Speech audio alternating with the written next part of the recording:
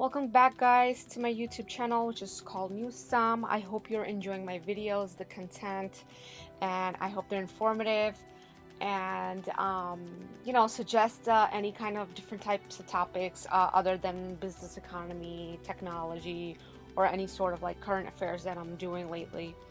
If you have any other suggestions, yeah, please do step up forward and please let me know, and definitely I will look into that. So, the United States consumer spending is United States economy's main drive, which has fell by a record of 13.6% in April during the coronavirus lockdown. And but fortunately, there are signs that purchasing is slowly picking up. The Commerce Department actually just reported today that back in April, personal income, which includes wages, interest, and dividends, they have all increased 10.5%.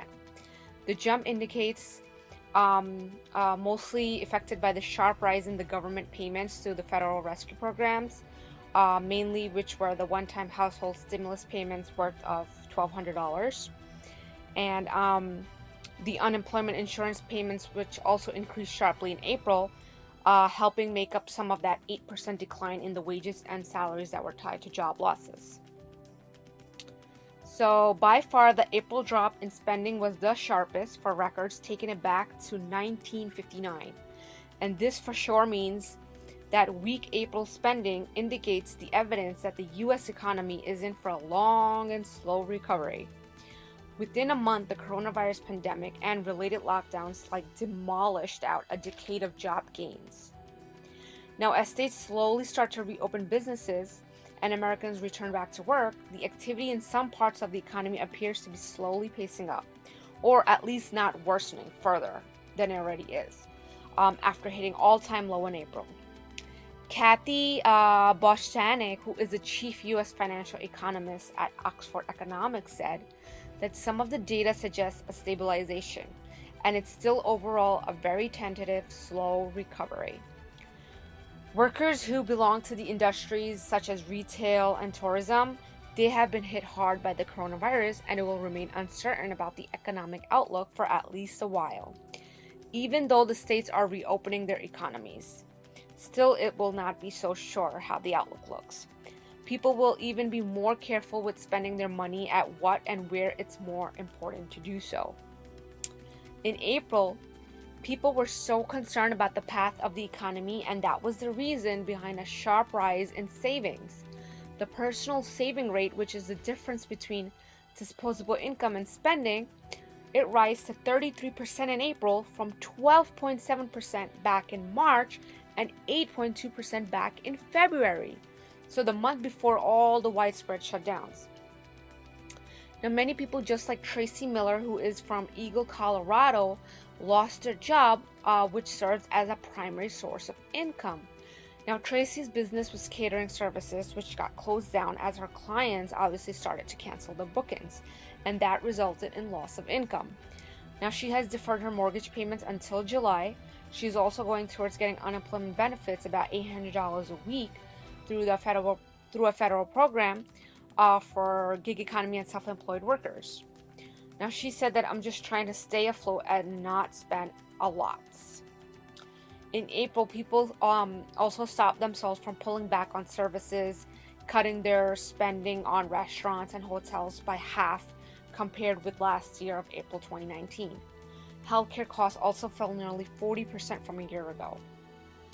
Consumer spending on autos shrank more than 30% from April 2019.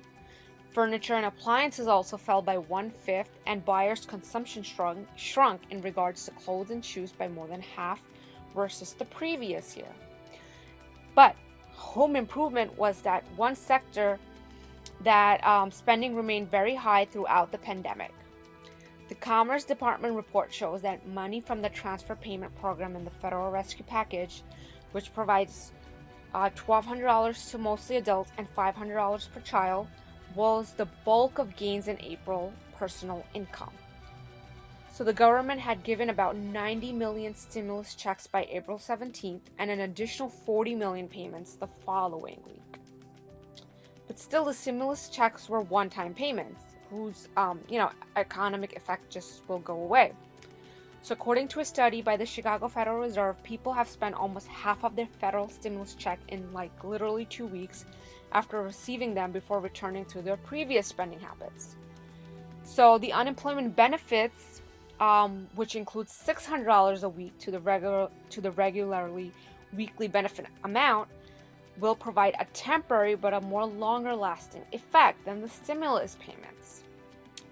So the private sector data shows that spending on many services has recovered somewhat since April.